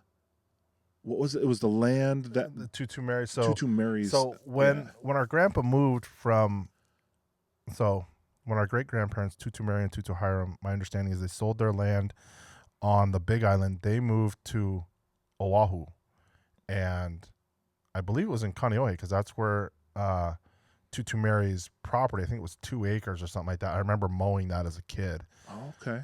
Good Lord, it was huge. It was hot. Anyways. On that land, there were Samoan coconuts. So the story is when Auntie had, when she was looking at houses, and I think it was 2021 when she got that house, there was another house that was like half mile away that she really, really liked. Yeah. But the realtor was like, hey, I've got this other house that's right over here. We should go take a look at it. And she's like, okay, yeah, we'll go take a look at it. And I remember she said she was kind of already sold on this. Oh, she was totally already sold on that other property. She was, she was like, okay, I'll go see it. I'll go see it. As soon as she pulled up to it, she saw the coconut trees, and she knew that was a sign. That was a sign that that's the house that she needed to get. Yeah. And so, in Auntie telling us, just it's not only what you're bringing him, but the story behind it. Yeah. And so we got to take him and Kaleo and Jen, our first shuck coconuts, as well as we got to bring them a coconut, because Auntie's coconut trees, it lines on her left side, it lines all the way down her property line. And these coconuts have not stopped fruiting and dropping coconuts. And so she has a bunch of coconuts just on a line, some sprouting and are just ready to be planted. And it was cool. We got to present them to them. And Jen was like, oh my gosh, I need these. do we have any more? I was like, well, our Auntie Leanne has a bunch of these, and I can get your contact number for it, and you guys can, coordinate. And she's like, oh my God, she's like, Cleo, we need to plant this. Yeah, that's one thing that I learned was that once a coconut falls and has the husk on it, like once it ripens and it starts to seed, it basically starts to sprout out of that husk. Yep. So you don't pull anything off, you don't get to the water or anything, but it starts to basically turn into a new tree. Yeah. And you basically bury that whole husk and it will turn into its own tree. Yeah. Which is so mind-boggling to me. I never knew that. Like that is literally the seed of a new tree happening. And so we got to shuck one that was not seeding, that was just a coconut. Tons of, coconut water in there. And then we got to bring them also, like you said, one that was starting to sprout, and they were so grateful. Yeah. And not only that, but like we have giftings in our families, and weaving is one of the gifts. And it was amazing to watch. Not only Auntie Kapiolani, but our mom just got to work on some tea leaf lace. So they literally went outside to the plants that were on our auntie's land, picked some tea leaves, and then just started weaving these beautiful lays that we also got to give to them. So like we're giving them coconuts, seeded coconuts for future trees, and these lays. And it was so beautiful to genuinely give something in the true aloha fashion. Yeah. And it was something from our hands and and the meanings behind it was just, you can't do that with something you buy. Well, and the selection of the coconut, not just going and grabbing the first one or the one that looks the best, but literally asking the land for permission and even guidance from your kapunas, your ancestors, of which one would be best. And that was a special thing in itself too, man, getting that moment. Yeah, that was cool. So part of like the place that we chose to go to, we got to go to Coconut Island. Coconut Island? Yeah, Coconut Island, right? But we were talking to Claire. I was like, hey, man, where's the place in Hilo we can go bombing from, man? And he's like, Coconut Island. I was like, well, can we meet there? And he's like, for sure, yeah, let's go. So, Noah and I got to go do some bombing, and maybe we'll throw in some clips of that. But, dude, I just thought of Dad a lot, and that, just wishing he was there with us. Oh, and of course he was, man. Of course he was. But it was awesome being there with you. Love doing that stuff with you. And I know what you're saying, though. Yeah, it was really cool. It was really cool, and I am glad that we got to do that on your birthday, man. That was pretty cool too. That was pretty dang cool. Pretty awesome too. Big appreciation out to Auntie Kapiolani because she took us out for a birthday lunch for Paoa, an awesome place, and then we got to go to a really cool little harbor that was cut off by lava flow from 2018, which was a crazy story to hear. But we went out kind of these side, streets all the way out, and partially jungle, and you feel like you're off-roading in some parts of it. But then you get to these viewpoints of beach and where the surf is just crashing into this rock face that is all black lava that is solidified. And you just get, that day it was kind of overcast, was drizzling some of the time. But man, we got to go down to the, a little beach, and we got to see this little cove that was fully cut off by the lava flow, but they're working right now in construction to try to reopen it and reintroduce the ocean to feed back into there. And it was like a little park, but it's been kind of, cordoned off, so you can't really explore too much anymore. But that was so beautiful, man. We got some great pictures, down by the rocks with some of the surf. And again, just getting to spend more time with Auntie. Because she was so busy during the days of the actual reunion. It was nice to just sit with her at your birthday lunch at the table. And then, we got to hang out with her at night, at the Airbnb, but we were all winding down and tired. But this was like we were getting to hang out with her. And I actually really enjoyed getting to ride with her in her vehicle and to, hear her stories. And, she kind of spoke life into me about some specific things. That's cool, man. And that was a really special time. I really, really enjoyed that. Oh, yeah, definitely. That was really cool. And I'm so glad that she took us there, too, because you know, it was pretty impactful for Melissa too, because she had never seen deep water like that so close. Yeah. I was like, oh yeah, babe, that's deep out there. Like the scary kind, like what's down there? Yeah. So we'll just look at it from up here on these lava cliffs and try not to get, you know, splashed over and tossed into the water. That's why we stay about 10 feet back and don't turn your back on the ocean because it's going to grab you and take you. Yep. So just be There's careful. nothing we can do. Nothing we can do. So make sure you're always looking at it.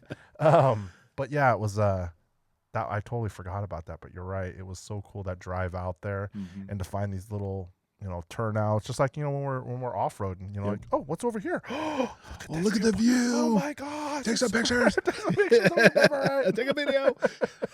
So we'll share some of those in that little spot. But that was a great day. I'm glad we got to kind of celebrate you that day. Yeah, that was cool. I think that was still kind of like a rest day, even though we had several things. Like I remember us coming back. I think we got like some frozen pizzas and just kind of came back and we were like, hey, we had the fun birthday lunch, but let's just kick back, relax and just hang out. And that was really, really nice. Yeah. And then we got into day 7. So we had 2 days left. Yeah. And that was really, really nice. We actually saw our Uncle Craig and Auntie Luana, who own the Hawaiian Force store. Yep. They invited us out to their actual home, which is just outside or on the outskirts of Hilo. Yep. And right past the Singing Bridge. Right past Singing Bridge. Yep. And we got to go up there and eat some Ono food. Man, I was so proud of myself. Man, I tried, it was the purple sweet potatoes. Yep. They had poke, all different poke, types of... which is basically just kind of like sushi. It's raw tuna. Yeah. But oh man, I've always been afraid of it. Yeah, me too. You know, just of raw fish in general. I don't like sushi. But I was like, hey, I'm in Hawaii. That's the sauce, bro. And I'm with with family. I'm gonna try everything. So I tried the purple, sweet potatoes. I've tried poke. I normally don't like the luau stew. Yep. Oh man, I'm glad I've been missing out all these years, man. Had some luau stew and oh, dude, it was just so awesome. And of course, just connecting with Auntie. You know, I never really got to spend a lot of time with Auntie Luana or Uncle Craig. And so it was beautiful to get to be with them, hang with them. Well, even Auntie Hokunani too. Yeah, Auntie Hokunani, getting to know her and her daughter Emilia, just so stinking cute, running everywhere. Don't touch. Yeah. Oh no, get over here. Oh man, I was like, oh, I don't miss those days. Do not miss those days. But that was a super special time, and I know, that's from Mom's side of the family, the Naipo side, and so I know that was very special for her. Yeah.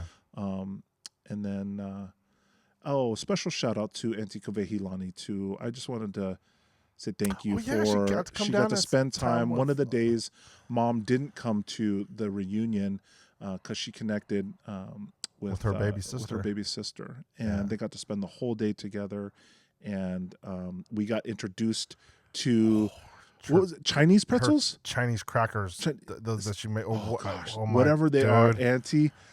My goodness. We got to get you some cash. You're going to send you some cash. Need you to send us some of those. Please. Yes. Especially the blueberry. And the strawberry. Definitely Strawberry. That's so good. Yeah. Oh, man.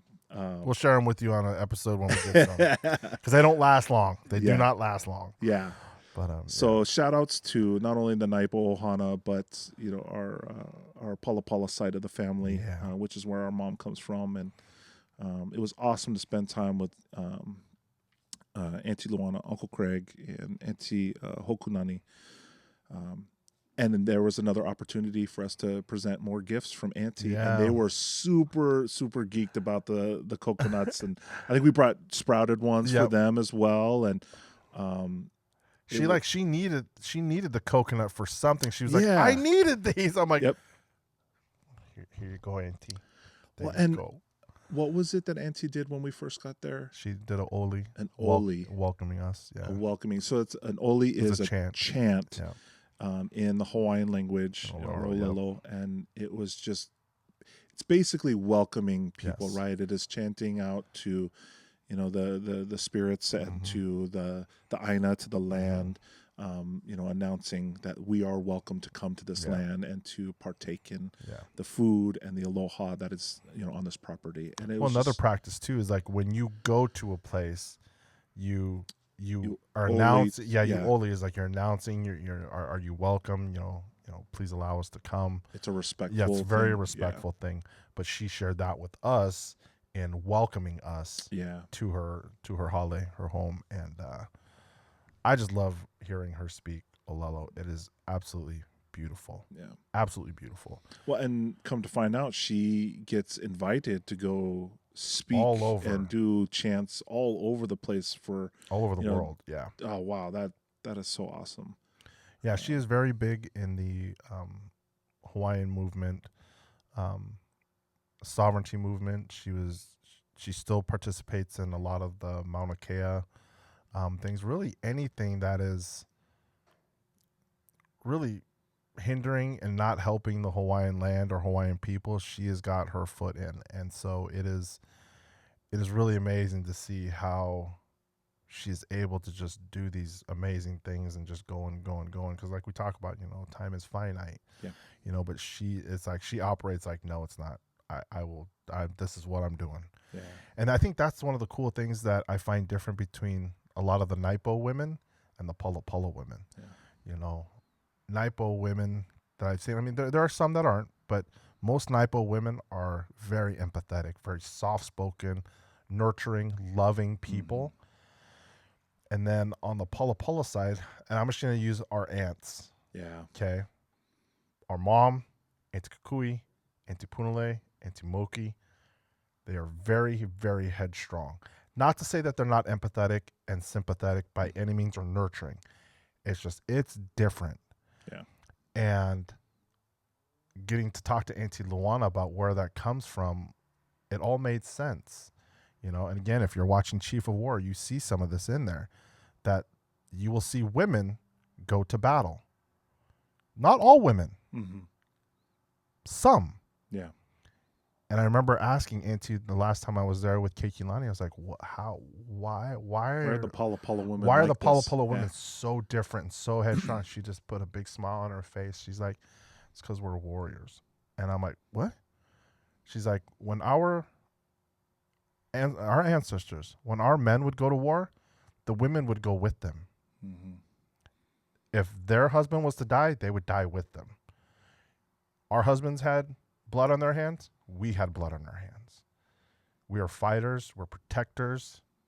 And we're going with our men to go do what needs to be done to protect our people. Different. They just built different. And not to say that they're wrong. Yeah. It's that is the delineation between the two. I think there's two very different veins of the Hawaiian women. They're either very nurturing, soft-spoken, and empathetic, or they are very headstrong, and their physical and emotional and mental presence, you see as soon as you lock eyes with them, they have an intensity about them that's like, well, that lady's different. Yep.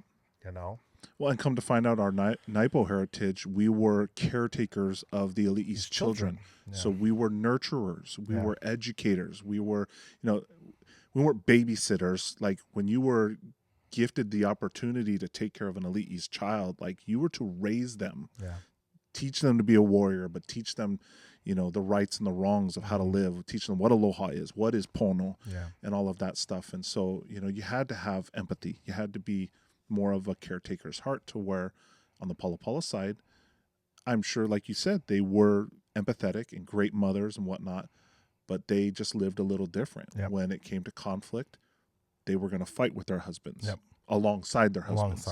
And that, I think that's beautiful as well. Definitely. And that's within us too. Yeah. Those are the two bloodlines that we are now, created from, and that's amazing.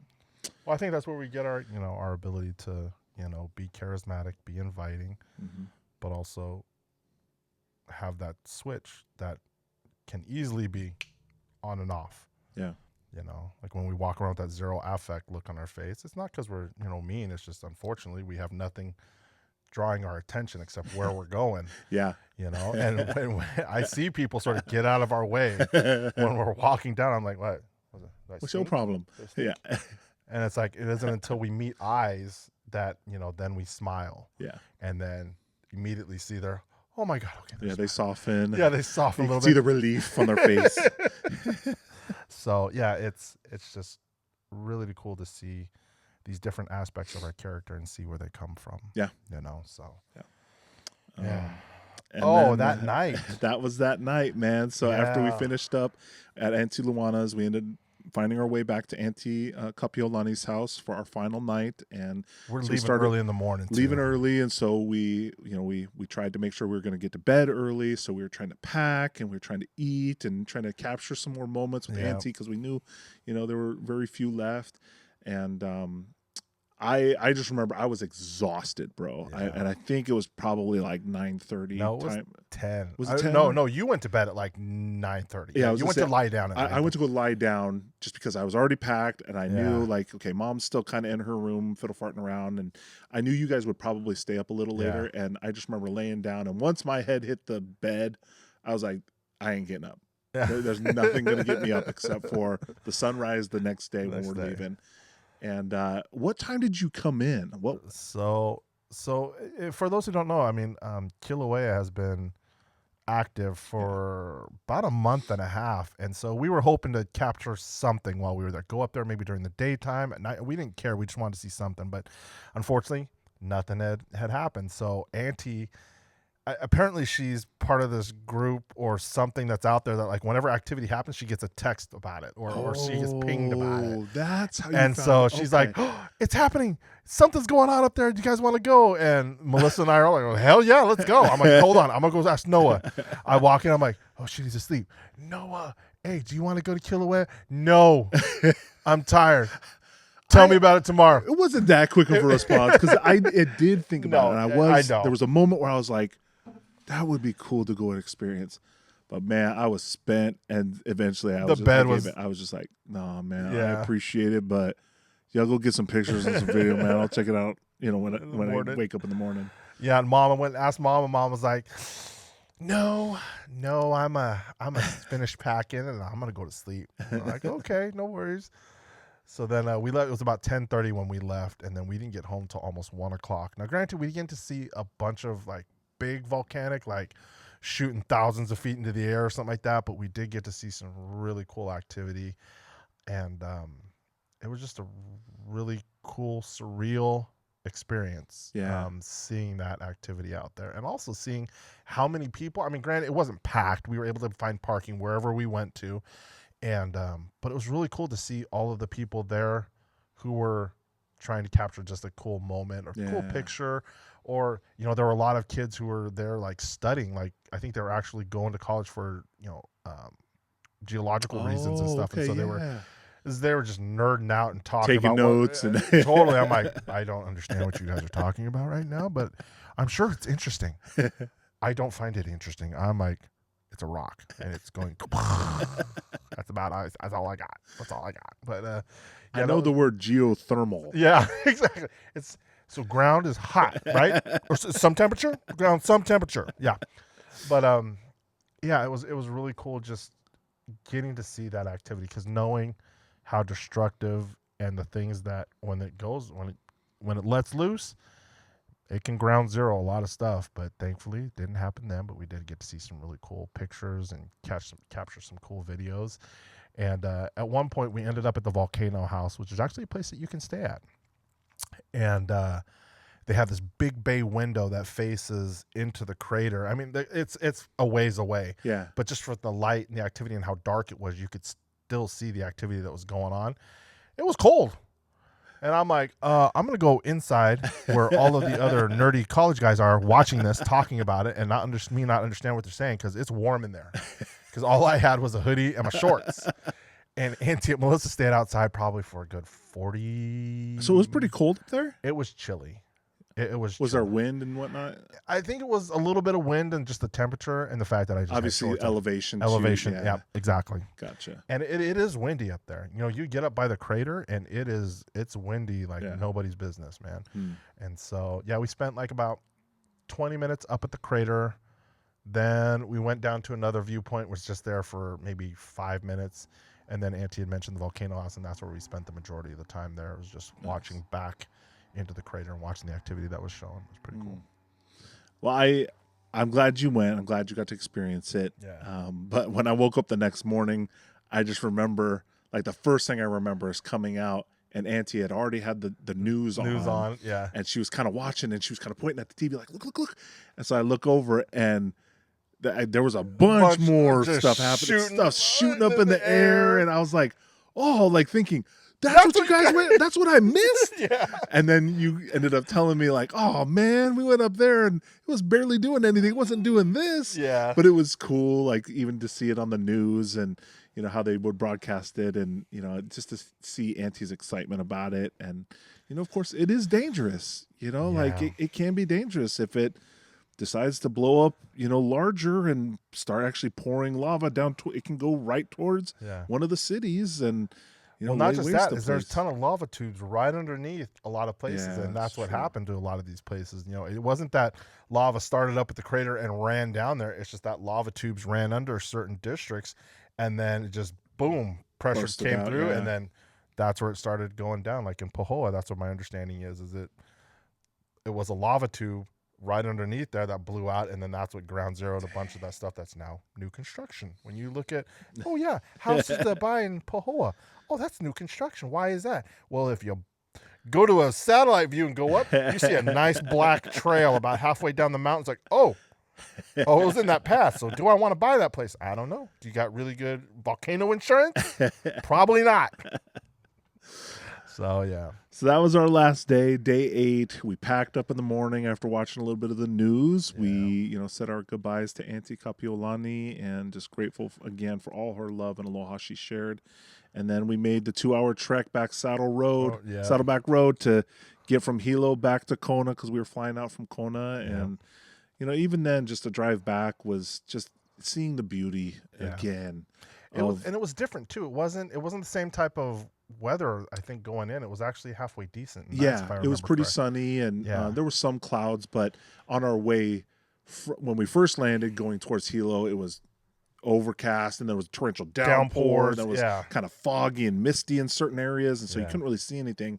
But when we were leaving, it was a blessing just to see the beauty of everything, you know, with clear skies and, you know, seeing some of these giant mounds where it's like, I wonder if that's where a lava tube is, you know, pushing up land and creating kind of these like big mounds of, you know, like 50, 60 feet up in the air, you know, just these giant things of land that don't seem like that's natural. Yeah. You know, I don't think that's how that, you know, dust settled over there and whatnot.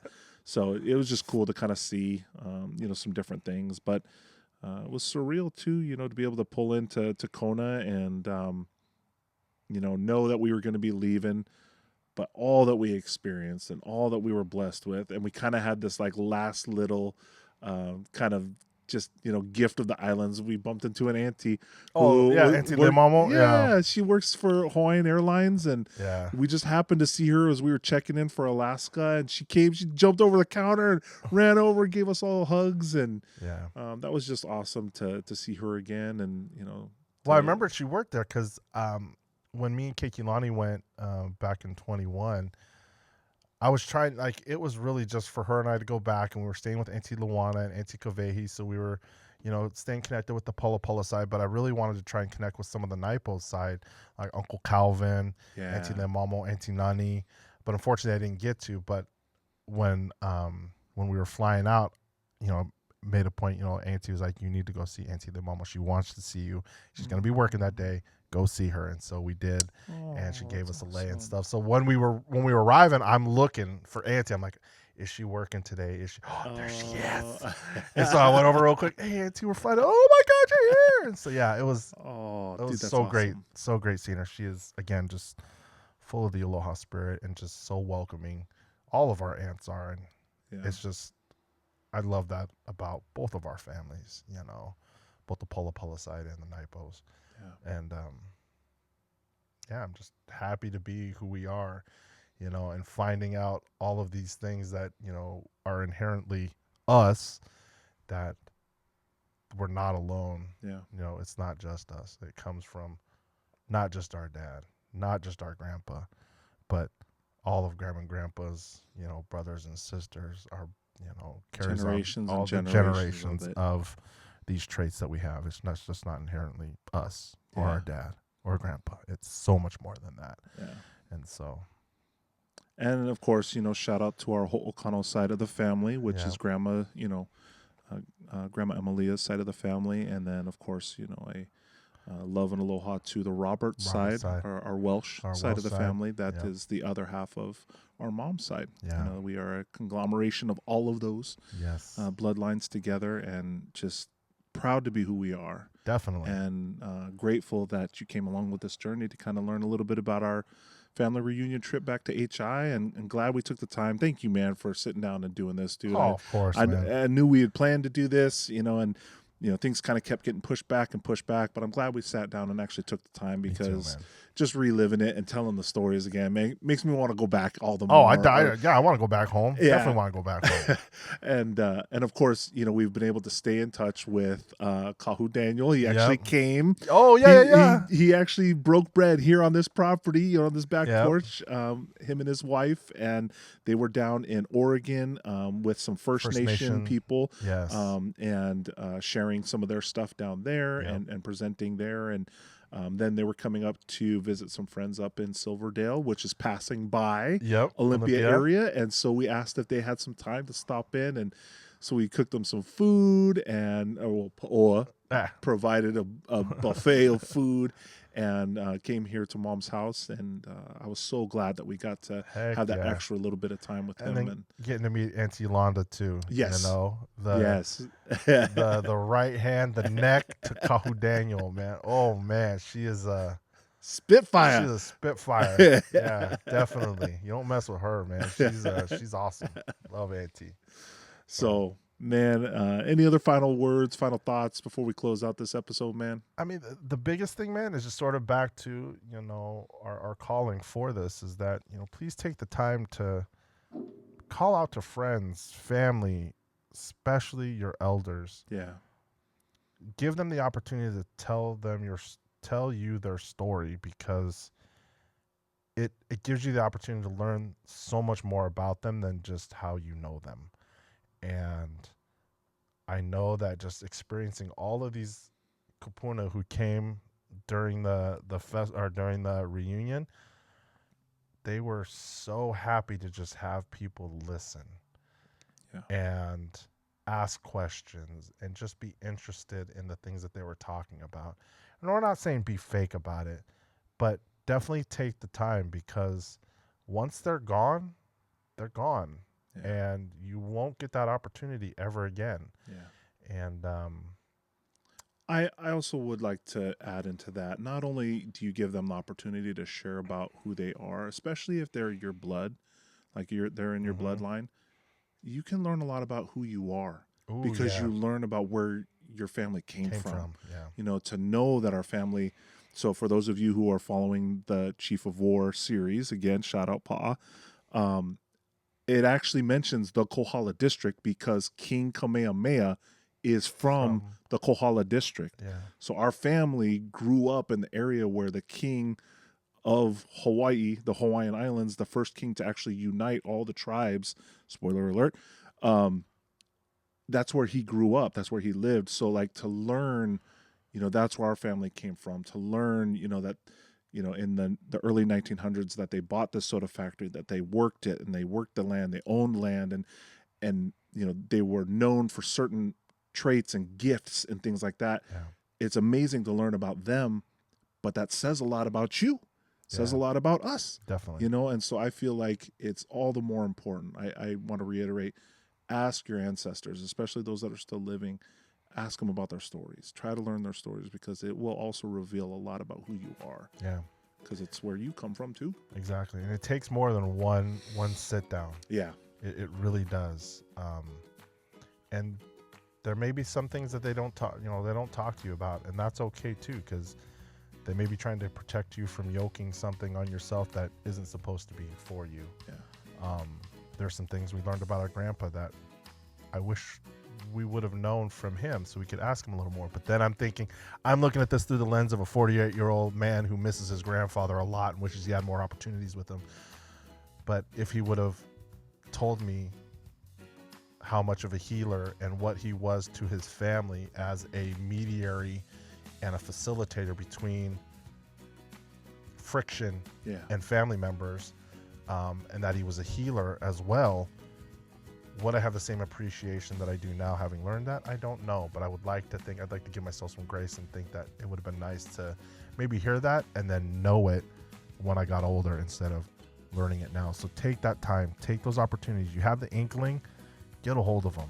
Please just reach out to them, and hope if it's just one thing that you get from them, it's one thing that you got from them that if you didn't, you would never have it.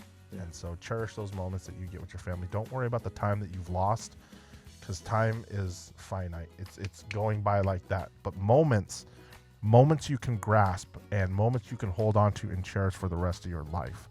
Time is fleeting. Moments are forever. So remember those moments. Make those moments with your family members, and especially with those who may not be with us much longer. So. And that is Pono, bro. Trying, bro. Trying. We try to be righteous. Now, we aren't always righteous, but we try it. Work in progress, man. We on a journey. Damn right, man. Thank you guys for coming along with us again. This is Po, and this is No from the DaPoNoPodcast. Love and aloha from us. And we're looking forward to putting out another episode about our BDR run here in Washington. Yeah. And hopefully be on the lookout. Be on the lookout for that, and hopefully for some more interviews. We do still want to do some more interviews. Definitely. You know, we've just been so busy with a lot of things, and of course trying to work out schedules with others to make things work out is a little bit of a challenge. But hey, like Auntie says, it'll happen when it's supposed to happen. That's right. All right. Aloha and a hui ho. A hui ho.